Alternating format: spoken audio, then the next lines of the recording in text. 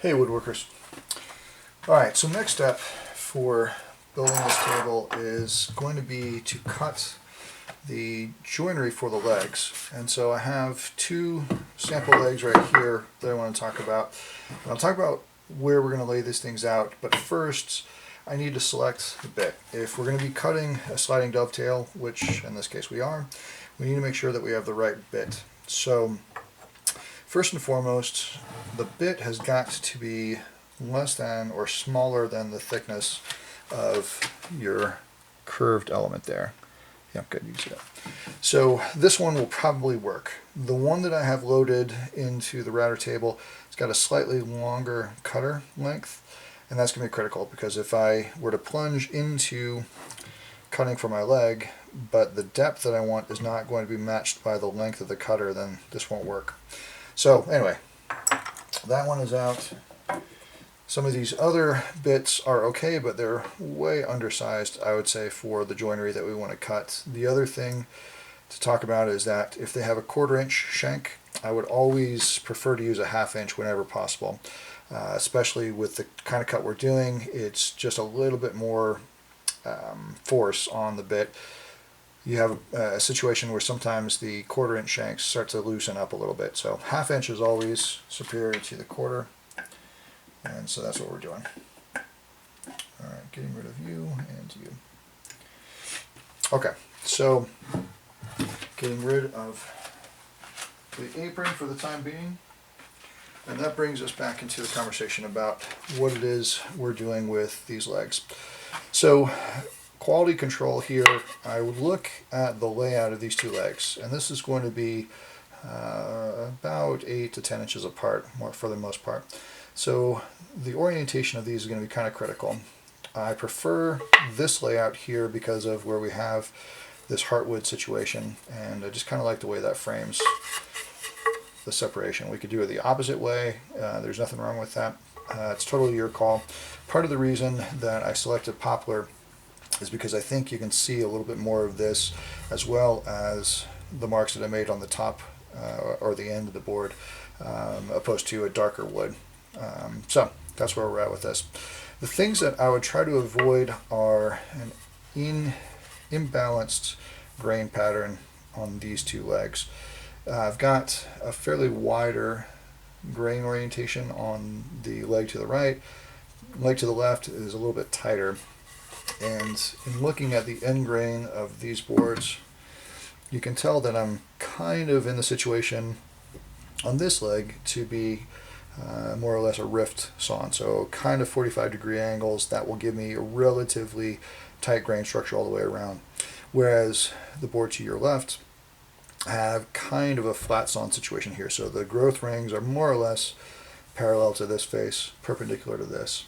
So thinking about that is where I'm laying these things out a bit. So that's the orientation here. Because I'm going to have a drawer between these two legs, I've laid out a situation about where these two joints are. I want to always do a visual of these for a couple reasons. Number one, I want to make sure to label which leg this is, in this case front right, front left, that way I don't flip them around at this stage or anywhere else. Then also showing a little bit of a dovetail geometry is what I'm after. When setting up the router table, I've dialed this thing in so that the height of the bit is appropriate to the height of the cut that I want to make, and this one feels okay. It's maybe a little extreme, but the longer I go with this, the more glue surface that I potentially will have, the stronger the joint will be. And then as long as this doesn't interfere with the other joinery that might need to be in place, then I'm in good shape. So I like where this one is at. So let me walk through that one, and then I'll show you how to make this cut. The other thing that I've done is I've set up a stop here. So the stop is going to be situated so that I can advance this board through. I prefer having a positive stop whenever possible. A lot of woodworkers will draw a little line or use tape or something like that. If I have this stop here, then I can do this relatively simply by by just kind of working through a repeatable process. The only thing that I haven't done as of yet is set up the location of this fence in relationship to the bit. And I wanted to save that to describe a little bit of what I'm hoping to do with these legs.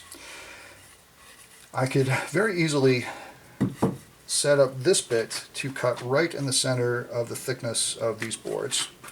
Am I still on camera? So I could do that, and that's okay, and then if I cut the left legs and the right legs, then I should be dialed in. The situation there is that it's going to create a much greater distance of a reveal from the front edge of the leg to where that curved apron exists. So I actually don't want to cut this dead center. I want to be slightly off center, leading towards the outside of the leg. And so thinking about that, I have to do two different setups. So looking right here at the center of this bit is where this is being machined. That's as close as I can get. So when they're making router bits, they chuck these onto a fancy metal lathe, and then they start to create the shape.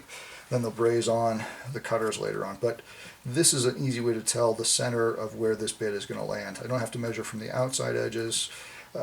If I just measure center to the fence, I feel like that's an easy thing to repeat. So if I want to have about 1/4 of an inch of reveal, and the thickness of my material is like 7/8 of an inch, then I'm looking for 7/16 plus 1/4. That takes me to just under 3/4 of an inch.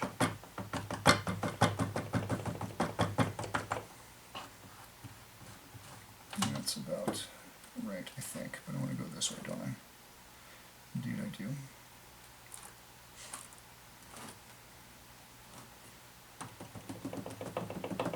Alright, so right on 1 inch there. Okay, so I'm set for this leg. I'm going to run through the process here. I haven't plugged in the machine as of yet. It's probably a good idea to leave these things unplugged until you're ready to make your cuts.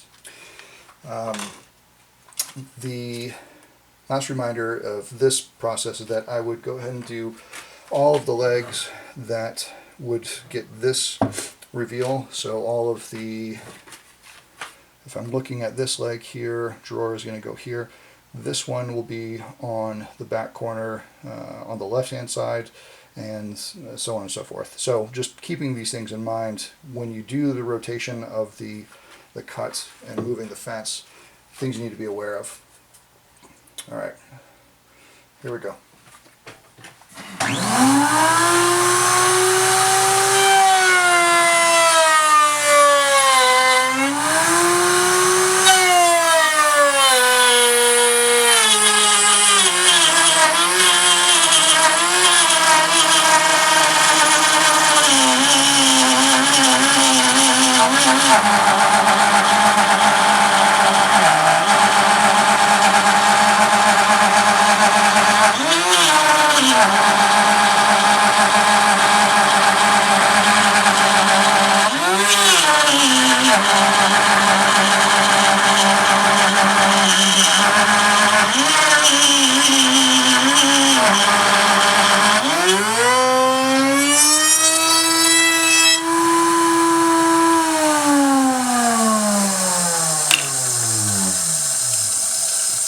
So I learned a very important lesson about how sharp my bit was.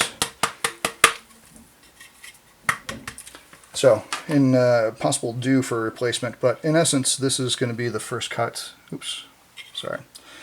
This is the first cut, and then I'll match the other ones correspondingly. So it's a clean cut here. Only areas I got burning were at the bottom of the cut and then where I started, which is okay, but it's probably time for a replacement. Okay, so once I have this one set up, then I want to transfer the location to this other leg. Making sure you can see me. You cannot.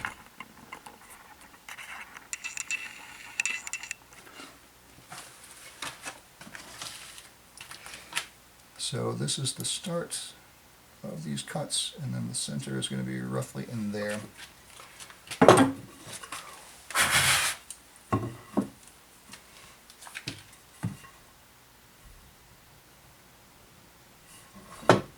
we go. Okay. All right. So the longer line that I've created here, this is going to be the center of where that router bit needs to land. I'm only going to pivot one side of this fence. I don't need to worry about doing both. That looks pretty great.